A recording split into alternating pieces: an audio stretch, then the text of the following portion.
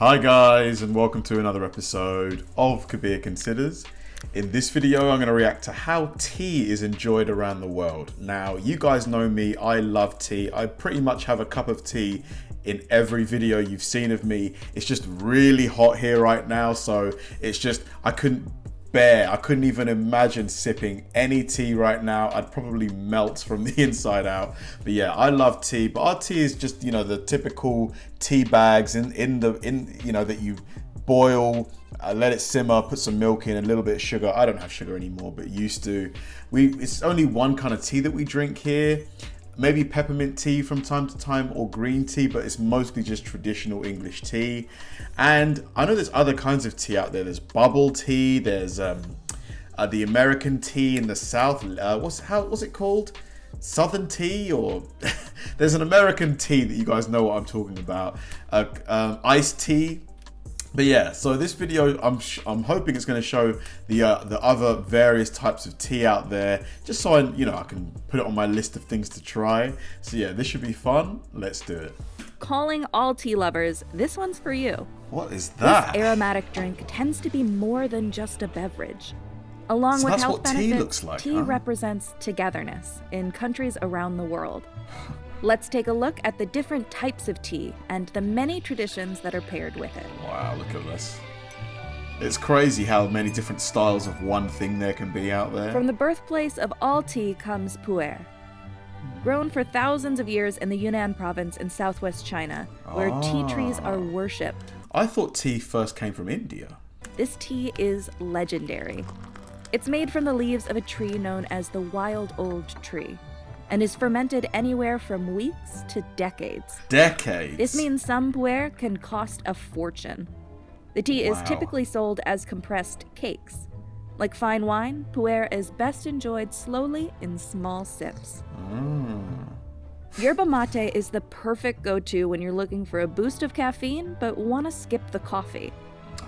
Traditionally, the beverage is prepared in a gourd that is shared among guests. The drink is typically consumed out of a bombilla, or a metal straw made of silver, copper, or stainless steel. Rooibos is a That one looked really unique. I've not seen anything like that. caffeine-free herb that is indigenous to the Cedarburg region of South Africa.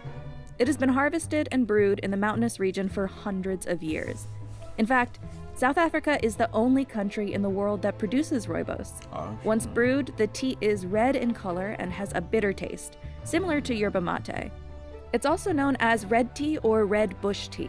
Red bush Bubble tea, also known as boba or black pearl tea, is a popular iced tea drink from Taiwan. It was created in the late 1980s when milk tea had already been common in Asian countries. Bubble tea combines a base of milk tea, sweetener, and bubbles, which are small balls made from tapioca or fruit jelly. Bubble tea is made by shaking the iced tea-based drink with milk to produce a rich, silky texture. The air bubbles created by the vigorous shaking are an essential element of the drink. I've had bubble tea before, and it's okay, but I don't quite get it, why it's like so popular, because I didn't like the sensation of the bubbles bursting in my mouth. I don't know about you guys. Do you guys like bubble tea? Maybe I need to try another one. In Morocco, ate, the process of brewing and drinking tea, is a ceremonious tradition that symbolizes friendship, hospitality, and a level of comfort with guests. Moroccan mint tea combines a base of green tea with fresh mint leaves and sugar. The tea is poured from a height of 12 inches over the small glass, creating a foam on the top of the drink, a symbol that the tea has been brewed long enough. I see. If there's no foam on the surface of the tea, pour it back it's returned in to the pot and steeped longer. Interesting. The ritual of pouring hot tea from a great height is an impressive sign of an experienced host. Wow. Traditions, A London fog combines Earl Grey tea, steamed milk, and vanilla syrup. Ooh, It was that created looks in good. Vancouver after Mary Loria, who was pregnant at the time, requested an alternative to coffee. The drink, also known as a Vancouver fog, now has many different varieties, but remains popular, especially on cold, rainy days. I like the vanilla aspect of it. That add a nice bit of sweetness, a nice bit of another level of flavor to the tea. I gotta try that. This berry tea is called omija cha. It's made from dried magnolia berries. Omija means 5 flavor berry, So you can expect this tea to be salty, sweet, sour, bitter, and pungent. That's a lot of The tea has flavors. been primarily used for medicinal purposes, such as lowering blood pressure and detoxification. Because of its vibrant color, omija cha makes a great base for fruit punch. It's typically sweetened with honey or sugar. Omija cha. After the collapse of the Ottoman Empire, imported coffee grew in price, and what is now known as Turkey made a cultural shift to drinking more tea. Turkish tea is served in glasses that are distinct to Turkish chai, meant to show off the tea's rich mahogany color, so drinkers can admire this and also manage the preference for the tea's strength. Chai in That's actually really clever because you can see the color, so you'll know how strong it is. Sometimes I'll make a cup of tea. This was back in the day, and it will just be way too strong. It's like, but then because it's in a mug, you don't see it, and I put the milk in pretty much straight away. But yeah. Hindi means tea. Masala chai is a spice tea originating from India and combines black tea with aromatic spices like cardamom, cinnamon, ground cloves, ground ginger, black peppercorn, milk, in tea? and sugar. Traditionally, Interesting. the milk used to make masala chai comes from water buffaloes. The drink has become widely popular and is best enjoyed with snacks. Instead of steeping dried leaves in boiling water, matcha, hailing from Japan, is created by grinding young green tea leaves into a bright green powder. Wow. Though matcha is known for Very its strong green. levels of caffeine, the ritual of preparing the beverage is respected as a calming choreographic technique. The Japanese tea ceremony is called cha noyu. First, the matcha powder is measured with a small wooden ladle called a chashaku. It is brewed in a tea bowl called a chawan, and water is slowly combined with the powder by using a cha set, a handmade bamboo whisk. The ceremony is about directing attention to the aesthetics of the process and motions created with your hands. The host of the ceremony has the guests' interests in mind with every movement. Wow. Matcha is enjoyed with Japanese sweet treats to offset the bitter taste from the drink. Japanese culture, man, it just seems so cool, doesn't it? Like the outfits, the ritualness of it, it just seems really interesting to me. English breakfast tea is meant to accompany a protein-rich English breakfast. Here we go. It's made from strong black tea, typically from China, India, Making me Kenya, hungry or already. Sri Lanka. The flavor is stronger than a tea one might drink in the late afternoon, as it has high levels of caffeine. Yep. English breakfast tea is prepared by steeping your tea bag for 3 to 5 minutes and is finished with a splash of milk and a scoop of sugar.